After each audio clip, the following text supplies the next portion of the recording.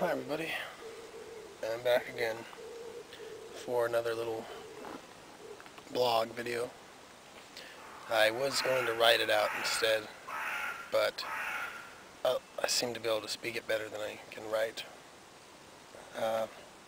This is for friends and family. I'm still at Manjushri Center, if some of you didn't know. Right now I'm on the forest path, another side of it. The last video was on the other end. This side's closer to where you'd get to the city, the town, but it's another side of it. It's very nice. It's actually, there's a little canal that comes through here, and right now it's dried up. But it's been about a month and a half now since I've been here. No, yeah, about a month and a half, and things are going pretty good. A lot of changes. My wish to remain layperson still is there. My plans for after I leave here is not set in stone. I have an idea. Anyway, life here.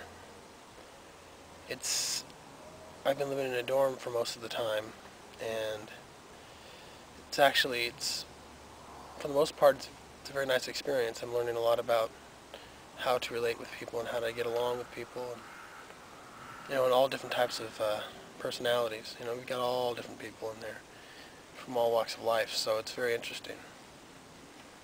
A lot of the work I've been doing is varied. I've done painting corridors now. I've been doing a lot of painting, so I'm also working in the World Peace Cafe, which is like a coffee shop. I've had more time to do meditation. I've been getting myself more back into that, more seriously than I was, because I kind of fell off the track a little bit. But in between that, the other jobs I have, some of the hard labor, but it's not too bad. Now, what's just starting on Thursday is the ITTP, which is International Teachers Training Program. So about 250 teachers from all over the world come down now, and they get trained from the deputy spiritual director of our tradition, the senior monk, and on a certain text. And so we have a lot more people here than we did the last couple of weeks, but this is only preceding the festival. It's coming up in about a little less than a month. So we got 3 weeks of teachers, so that's a nice environment to where we get a chance to really serve the teachers, and if we ever have questions, we have people around here to answer. We definitely have a different variety of teachers, and so if there's ever any trouble, you always have someone to talk to. You've had before too, but it was a little quieter. Job has been pretty mild. We're not going to be really picking up into the building marquees and getting ready for the festival for another 2 weeks or so. But other than that, things have been pretty nice here.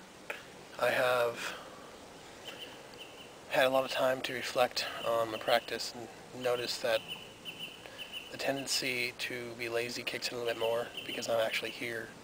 So it makes me feel like, oh, I've earned not having to do much when I practice, and that's really faulted. It's really hurt my practice, and I just had to jump back into it and just start getting back into my practice more so, and spending less time distracted. When I have all this, who knows when I'll have this chance again? I may be dead next time it happens. So, we never know when death will strike, and we're wasting our time doing things you normally do at home in the norms, just sitting around and whatever.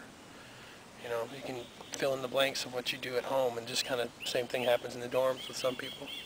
I'm not saying they're not practicing, but from what I see, that's my appearance, what I'm seeing them do. But outside of them, they're probably doing a lot. But I'm just saying, inside, generally, people kind of turn into just doing what they normally do, even though we got this beautiful chance to really engage in a lot of virtuous actions here, helping people, supporting one another. If we ever have any problems or questions, we ask. We can have many peaceful spots around here to meditate. There's always more chance to study and go deeper within. It's been a real experience to be able to do that. I've taken on more practices that my teacher recommended, and it's affected me, definitely. I definitely feel it. And I'm hoping to bring that back to people back in California, you know.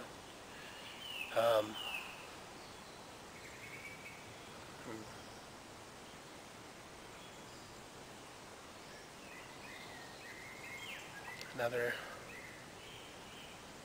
progress around the path here. I didn't explain why I didn't want to ordain. Well, one reason was I didn't feel I had the strong enough renunciation to do so.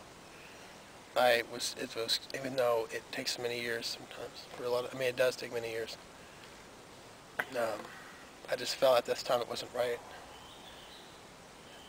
And I found that out after I got here a little bit. But I finally just really thought about it, and I said, well, it's not for me at this time. Maybe staying David for now is definitely a good idea, you know. Relate to more of the lay people and help others by acting and dressing like them and staying David.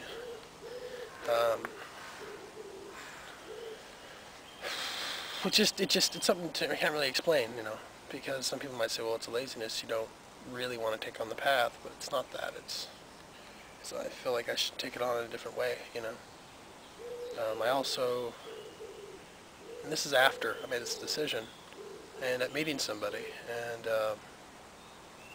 not here, actually I met her on the computer, as geeky as that sounds, but we knew each other for a long time from high school, and I just, for some reason, felt I should just say hi.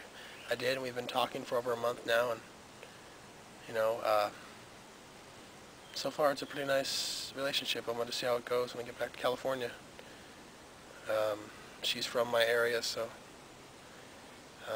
that should be interesting, definitely. I mean, I'm definitely looking forward to it.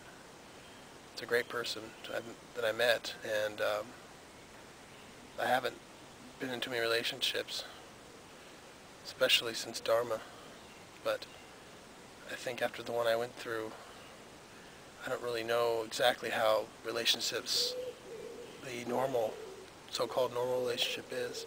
The one I had before was quite a unique situation, and I feel maybe I should try it again, you know. We have a lot in common.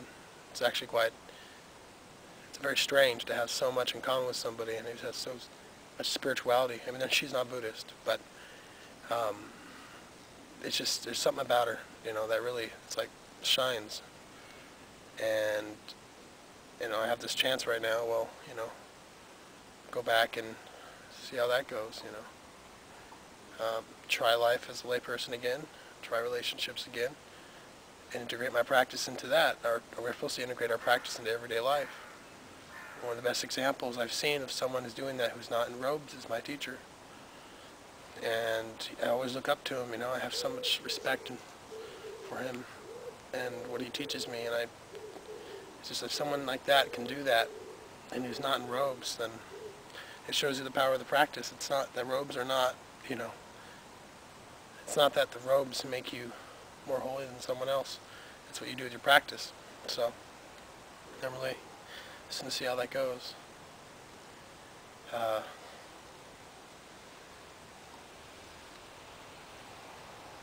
know, just sometimes it's the challenge here, being here. It's a little, you know, sometimes I get agitated with certain people's personalities, behaviors, you know. But I just let that go. It's just a feeling. It's not, and it's my perception of what they're doing. I don't really know what they're thinking.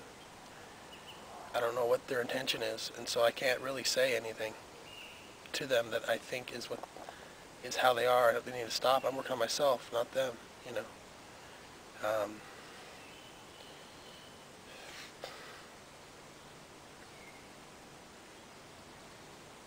Try not to think too much of the future and how it's going to happen with my situation.